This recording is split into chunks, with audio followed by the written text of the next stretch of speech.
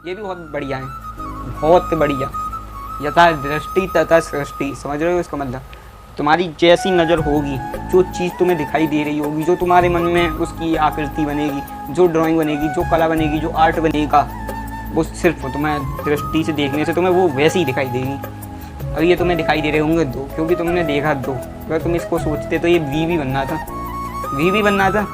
तो जैसी तुम्हारी सोच होगी वैसे ही तुम्हें दिखाई देंगे चीज़ें। मैंने तुम्हें ये भी प्रूव कर दिया कि ये तुमसे पूछा कि कितनी है, तुमने कह दी 2, जबकि ये तो है वी। समझने का फ़र्क है भाई साहब। मैंने जैसा कि आपको बता रखा है कि काम नहीं रुकना चाहिए। कोई भी काम अपने लक्ष्य के लिए करते हैं तो वो काम नहीं रुकना चाहिए। आज इसी का एग्जांपल मैं खुद बनाऊं। आज यहाँ पर हो रही है बहुत तेज बारिश, यहाँ पर रोड पर पानी भर गया, गली में पानी भर गया है, ठीक है, लेकिन फिर भी मैं यहाँ एक कमरे में बंद होकर ये काम कर रहा हूँ। तो सोचो कि जब मैं नहीं रुक रहा हूँ, मेरे में कोई बात है, तुम में भी तो कोई बात है। सोचो कि 800 करोड़ लोग हैं इस दुनिया में और सबकी शकल अलग अलग, सबकी शकल अलग अलग, सबके फिंगरप्रिंट अलग अलग। तो यार तुम भी तो यूनिक हो, तुम्हारे जैसा कोई दूसरा नहीं, तुम्हारे जैसे फिंगरप्रिंट किसी दूसरे के नहीं। तो ऐसे ही तुम बनो ना, बनो क्या तुम हो। जब तुम यूनिक हो तो काम भी यूनिक करो तुम सबकी तरह। क्यों भीड़ में क्यों चल रहे हो? मेरा नाम है आकाश गुप्ता, आप देख रहे हो ट्रेंड्स गुप्ता। इस चैनल को सब्सक्राइब करके बेल नोटिफिकेशन कॉल पे सिलेक्ट कर दो, क्योंकि आज मैं बताने वाला हूँ गीता के कुछ 10 उपदेश, टॉप 10 उपदेश। जो ये गीता है ना, ये तुम्हारी ज़िंदगी सुधार सकती है। तुम्हें भी लगने लगेगा कि अरे यार सच में इसका मतलब तो बिल्कुल सही है, लेकिन वो चीज़ ढूंढनी पड़ती है। ढूंढ के लाया हूँ मैं ऐसी 10 उपदेश, बहुत ही काम किए हैं, जो तुम्हें पता ही होंगे उसमें से कुछ, और नहीं पता है तो आज पता चल जाएंगे। तो शुरू करते हैं वीडियो। सबसे पहले बताता हूँ उपदेश नंबर 1। तो बता रहा हूँ, कोई एक काम किसी के लिए पाप बन जाता है तो किसी के लिए पुण्य। अब समझाता हूँ कैसे। ये बात तुम्हें भी बहुत अच्छे से मालूम है, किसी के लिए पाप और किसी के लिए पुण्य क्यों बन जाता है और कैसे बन जाता है। उदाहरण देता हूँ, एग्जाम्पल, जैसे कि एक बूढ़ा आदमी रोड पे चल रहा है, ठीक, और उसके पैसे किसी ने लूट लिए, किसी लुटेरे ने लूट लिए। उसके पीछे की नीयत क्या थी? भावना गलत थी। पैसा लूटा, उसने चोरी करी, उसने मेहनत नहीं करी, ये उसकी गलत भावना थी। अब बताता हूँ एग्जाम्पल नंबर, ये तो उसे लगा पाप लूटने वाले को। अब मैं बताऊँगा किसी को पुण्य कैसे लगता है। मान लो कोई स्त्री है, उसके साथ गलत हरकत हो रही है, तो आपने उसे बचाने के लिए किसी आदमी की हत्या कर दी, तो इसके लिए आपको पाप नहीं पुण्य लगेगा, क्योंकि आपकी उसमें भावना जुड़ी थी। आपको उस बंदे को मारने का रीज़न था आपके पास कि वो उसके साथ ऐसा कर रहा कि आपने इसलिए उसे मारा। तो ऐसे ही कोई काम किसी के लिए पाप और किसी के लिए पुण्य बन जाता है। भावनाएं मैटर करती हैं, भावनाएं, फीलिंग्स मैटर करती हैं तुम्हारे अंदर की। आखिर तुम ये काम कर रहे हो तो तुम्हारी फीलिंग क्या है इस काम को लेकर। होता है ना कि अरे मतलब एक काम, जैसे तुमसे कही जाएगी यहाँ से तुम कम से कम 1 किलोमीटर दूर से सब्जी खरीद लो, ठीक है। अब तुम्हारी भावना इसमें, तुम्हें गुस्सा आ रही है, यार मेरी मेहनत जाएगी, मेरा ये जाएगा, मेरा वो जाएगा। किसी और की भावना, सब्जी लाऊंगा 1 किलोमीटर दूर से और फिर मेरे को खाने को मिलेगी वो सब्जी।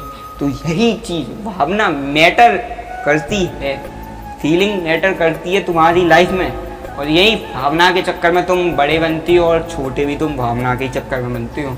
तो भावनाएं तुम अपनी बड़ी रखो, सोच बड़ी रखो, तो तुम भी बड़े बनोगे। तुम्हें कोई नहीं रोक सकता, कोई भी एनीबॉडी तुम्हें नहीं रोक सकता। तो उपदेश नंबर 2 में तो तुम सबको भी पता होगा, जिसने जन्म लिया उसकी मृत्यु निश्चित है। जिसने भी जन्म लिया, मैंने, तुमने, और जहाँ तक मुझे तो ये भी मालूम है कि मेरी वीडियो कोई इंसान ही देख रहा होगा, ऐसा तो है नहीं है कि भगवान देख रहे होंगे, है ना।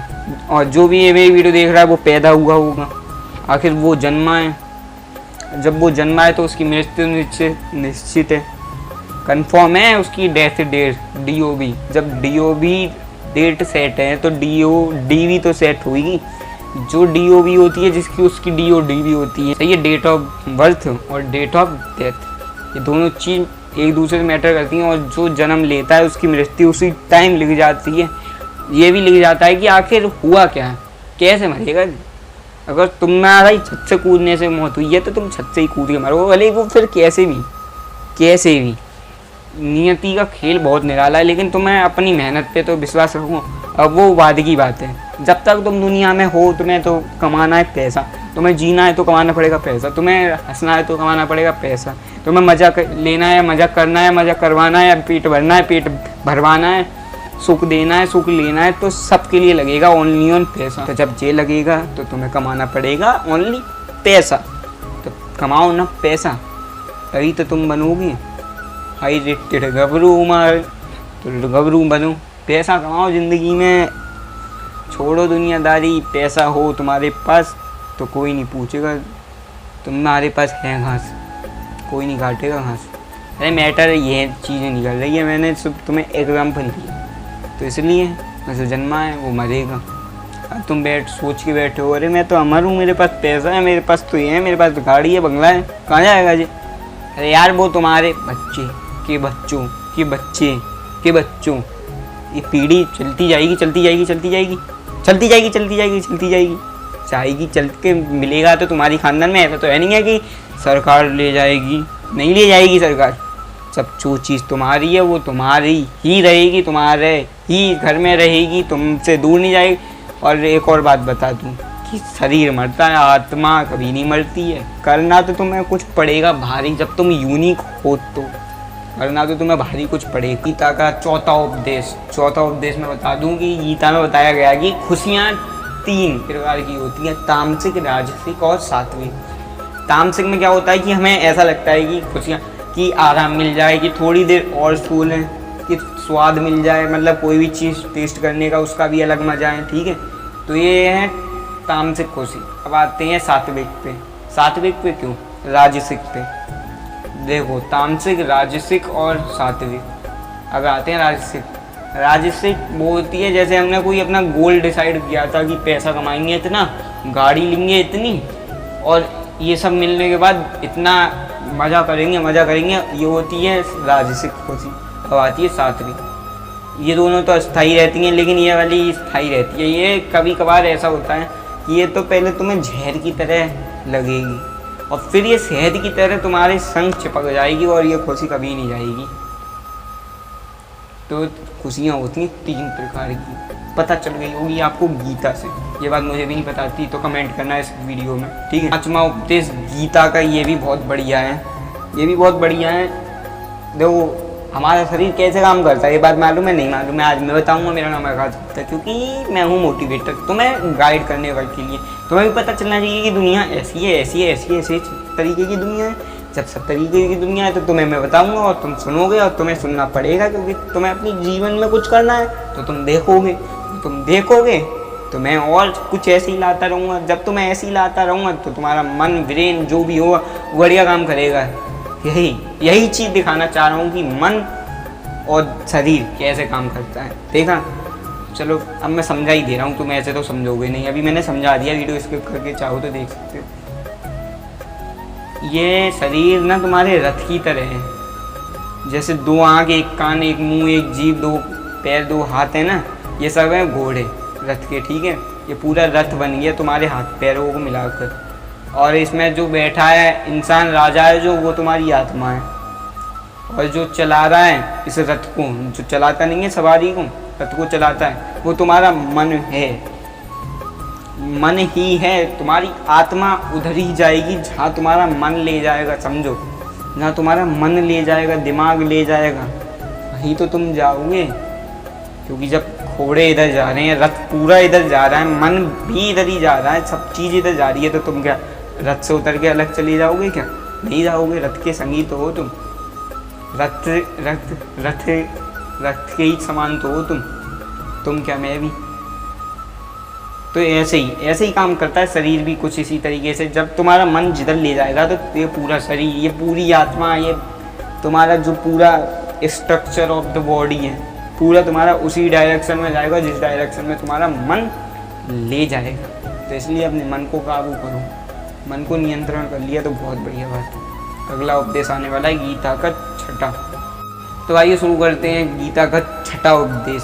6वां उपदेश क्या है कि उसने ये सिखाया है कि तुम मन पर कैसे कंट्रोल कर सकते हो। मन पर कैसे कंट्रोल कर सकते हो? देखो भाई, इसमें मैं बता दूं, मन पे कंट्रोल तो हो नहीं सकता, लेकिन तुम अपने हाथ पैर पे ज़रूर कंट्रोल कर सकते हो। अगर तुम्हारे हाथ पैर कंट्रोल में है तो तुम्हारा मन कुछ नहीं कर पाएगा। तो अपने हाथ पैर पे काबू रखो। जैसे कि अपने सामने पानी रखो, ठीक है, रखो पानी, प्यासे रहो 1 दिन तक। हाथ बिल्कुल बांध लेना, ऐसा करना, हाथ बांध लेना अपने, वरना तुम तो उठा के पी जाओगे। हाथ डाल लेना, देखते रहना उस पानी को। पानी तुम्हारे बहुत पास है लेकिन तुम उसे पी नहीं सकते हो। यही तुम्हारे सिर्फ 21 दिन में रिजल्ट दिखाएगा। तुम मन पर काबू कर सकते हो अपने। और ऐसा नहीं है कि तुम रोज़ हाथ बांध के करो। पहले दिन हाथ बांधना, दूसरे दिन बांधना, तीसरे दिन, चौथे दिन, पाँचवें दिन, छठे दिन फिर खोल देना हाथ। अगर तुम्हारा हाथ पानी की तरफ जाए तो समझ लेना अभी तुम सीखे नहीं हो, फिर हाथ बांध लेना। ऐसे करते करते तुम 21 दिन में पूरा ट्रेंड हो जाओगे और तुम्हें नहीं लगेगा कि हाँ यार मैंने मन पे काबू पा लिया। तो ये तो मालूम पड़ गया होगा गीता का छठा। आते हैं 7वें पे। 7 वरों की मनुष्य को न सिर्फ कर्म करने का अधिकार है, फल खुद को नहीं दे सकता। ऐसे अगर वो सब खुद को फल मिलते हैं तो कुछ नहीं कर पाता। तो गीता का क्या है प्रसार, समझ गए? सब तुम्हें अपना काम करना है और काम के अलावा और कोई काम नहीं करना है। काम करोगे तो तुम्हें भुगतना पड़ेगा, इसलिए उल्टा काम नहीं करना है। ये आवाज़ क्यों चेंज हो रही है तुम्हारे लिए? ताकि तुम्हारी बुद्धि में घुसे। ये अच्छी बात है, अगर ये घुसा तो तुम्हारी लाइफ चेंज हो सकती है। अगर तुम्हें कुछ करना है, ज़िंदगी को ऐसे करके पकड़ना है, एकदम ऐसे करके पकड़ना है। पकड़ लिया तुमने ज़िंदगी से, तुम्हारे हाथ में ऐसे बंद रखो और ऐसे खा लो। ज़िंदगी ये इतनी आसान नहीं है मेरे भाई कि मैंने ऐसे पकड़ लिया ऐसे आप खा गया। नहीं, ज़िंदगी इतनी सरल नहीं है। ज़िंदगी इतनी सरल होती तो तुम भी सरल होते, मैं भी सरल होता। मैं विनम्र तरीके से तुमसे बात कर रहा होता। जिस तरीके से मैं अभी बात कर रहा हूँ ये मेरा स्टाइल नहीं है। मेरा स्टाइल तो बिल्कुल बेकार है, मत सुनो मेरा स्टाइल। तो मैं बता दूँ तो ऐसी बुद्धि समझ जाती है मेरी भी।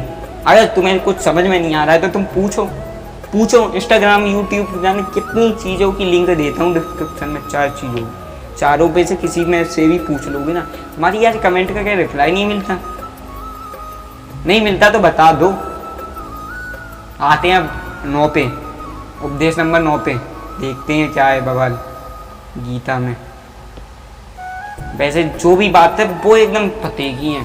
अगर हमने सच में उन पे विचार कर लिया, उनकी हिसाब से चले तो सच में हमारी लाइफ चेंज हो सकती है। इतने आगे बढ़ सकते हैं हम अपनी लाइफ में। अभी तक इतनी आगे हम अपनी बुद्धि से नहीं बढ़ पाए जितना कि हम ये भगवद गीता पढ़ के जाएंगे। तो शुरू करते हैं बात उपदेश नंबर 9। अब मेरी आँखें खुल रही हैं। गीता का मैं 9वां उपदेश बता दूँ कि तुम्हारा धर्म क्या है। तुम्हारा धर्म क्या है बताओ। धर्म नहीं मालूम ना? धर्म यार वो नहीं है जो तुम कहते हो हिंदू हिंदू हिंदू हिंदू। धर्म ये नहीं है। धर्म वो है जो तुमने खुद बनाया हो, जो तुम्हारा खुद का हो, जो तुम्हारी अंतरात्मा ने स्वयं स्वीकार किया हो कि हाँ यही मेरा धर्म है। वो धर्म होता है। जैसे कि मैं बताऊँ, एग्जाम्पल देकर बताता हूँ। जैसे कि एक गाँव में लुटेरे घुसे हैं, डाकू। वो एक तरफ लड़कियों का अपहरण कर रहे हैं, लड़कियों को उठा के ले जा रहे हैं, और दूसरी तरफ एक किसी का बाप मर रहा है। अब वो एक लड़का या अपने बाप के पास जाए, उसके हाथ में हाथ लेकर उसके पास पूछे कि आखिरी इच्छा बताओ, या हाथ में तलवार उठा के वो उस डाकुओं का मुकाबला करे। तो ऐसे हम क्या कह सकते हैं, धर्म संकट। अब वो या तो अपना पिता पुत्र होने का धर्म निभाएं या फिर वो अपने गांव की इज्जत बचाएं। अब ये धर्म है, धर्म संकट है। अब ये काम तुम स्वयं करोगे, खुद व्यक्ति करेगा, जो तुम्हारी अंतरात्मा पहली बार देगी लड़कियों को बचाना, क्योंकि बाप तो मर जाएगा। अब वो लड़कियां जो जिंदा हैं उन्हें तो बचाओ। अगर ये तुम्हारा मन कह रहा है, अगर तुम्हारा मन ये कह रहा है ना कि पिता के पास जाओ, तो तुम वही काम करो जो तुम्हारी अंतरात्मा कह रही है, वही काम करो, क्योंकि यही धर्म है। ये तुम्हारे फालतू के नारे लगाने से कुछ नहीं होता। कि हिंदू तो हिंदू हो तो हिंदू की तरह बनो। हिंदू की तरह तुम्हें बनना होगा। तुम्हें अपना धर्म देखना पड़ेगा। धर्म एक छोड़िए, धर्म तो तुमने बांट दिए हिंदू मुस्लिम सिख ईसाई, लेकिन हिंदू तो हो तुम। अभी ये बताओ, चलो हिंदू हो तुम, मान लिया तुम हिंदू हो। अब तुमसे यही सवाल मैं फिर से पूछूं कि अगर एक तरफ तुम्हारे पापा, एक तरफ तुम्हारी बहन, किसे बचाओगे? सीधी सी बात है, जो तुम्हारे आत्मा कहेगी, बाप को बहन को बचाना, लेकिन तुम्हें दोनों को है। धर्म है भैया, एक तरफ भाई का, एक तरफ बेटे का, धर्म तो है। अब किसे बचाओगे? अब तुम ये देखोगे क्या जी किसे बचाया जाए। इतनी देर में सब कुछ खत्म हो जाएगा। इतनी देर में सोचो, इतनी देर सोचने में मत लगाना। ऐसे टाइम पे सिर्फ अपनी अंतरात्मा से पूछो क्या करना सही है, और वही काम के लिए एकदम टूट पड़ो। हाथ में तलवार उठानी है तलवार उठाओ, हाथ में पिता का हाथ लेना है तो पिता का हाथ लो, लेकिन करो, क्योंकि इससे तुम्हारा फायदा निश्चित है। तो गीता का ये कितना बढ़िया उपदेश। तो भैया चलो करते हैं बात करते हैं उपदेश नंबर 10 की। उपदेश नंबर 10 में ऐसा क्या लिख दिया है भगवान श्री कृष्ण ने? डाउट है, अभी सॉल्व करता हूँ। तो भगवान श्री कृष्ण ने लिख दिया है कि अगर कोई जानवर किसी दूसरे जानवर को मारकर हत्या कर देता है तो उस जानवर को पाप नहीं लगेगा, लेकिन अगर वही मनुष्य किसी जानवर का बिन वजह हत्या कर देता है तो मनुष्य को पाप लगेगा। ऐसा क्यों? तुम्हारे मन में आया होगा ऐसा क्यों? तो मैं बताता हूँ। जब शेर किसी बकरी को खाता है, और बकरी किसी को भी नहीं खाती, बकरी सिर्फ हरी घास खाती है, और शेर बकरी को खाता है, तो इसमें शेर की गलती है या बकरी की, जो वो घास खाती है, घास छोड़कर वो कुछ मांस मच्छी खाने लगे? बताओ, बकरी की गलती है या फिर शेर घास खाने लगे? मेरे भाई इसमें गलती हमारी नहीं है, ये सिर्फ पाप पुण्य लेखा जोखा है। ये सिर्फ मनुष्य को ही मिलता है। जैसे कि मैं बताऊँ, जानवरों में तो इतनी समझ नहीं होती कि वो इस चीज़ को मार रहे हैं तो क्या सही कर रहे हैं, कि ये काम कर रहे हैं सही कर रहे हैं, कि अगर वो किसी इंसान को मार रहे हैं तो सही कर रहे हैं। उनमें इतनी समझ नहीं होती, इसलिए उन्हें कोई पाप और पुण्य नहीं लगता, ठीक है। लेकिन अगर वही तुम्हारे अंदर, तुम्हारी अंतरात्मा यह काम करवाए तो तुम्हें पाप लगेगा इस काम, क्योंकि तुम्हें समझ है कि यार ये पाप और पुण्य क्या होता है, पाप में कितनी शक्ति होती है और पुण्य में कितनी शक्ति होती है, ये तुम्हें पता है। तो इसलिए आज से ही गीता के 10 उपदेश आज मैंने बताए हैं। वीडियो लंबी ज़रूर है, लेकिन तुम्हारे बड़े काम की, अगर तुम यहाँ तक आए हो, मुझे देख रहे हो, मुझे सुन रहे हो अभी भी, तो इस वीडियो को लाइक कर दो, और इसमें जितने ज़्यादा शेयर आप पाएँ शेयर कर दो। भले लाइक भी मत करो, सब्सक्राइब भी मत करो, लेकिन share, watch this video for more people, more viral कर दो, ट्रेंडिंग में ले आओ, छाप दो, ये छाप दो, वीडियो छप जानी चाहिए। Trending hashtag on trending number 1, ये तुम्हारा काम है, तुम्हें देखना पड़ेगा, क्योंकि ये बहुत ही ज़्यादा अच्छी चीज़ है। तो इसलिए, और जय श्री राम और जय श्री कृष्ण।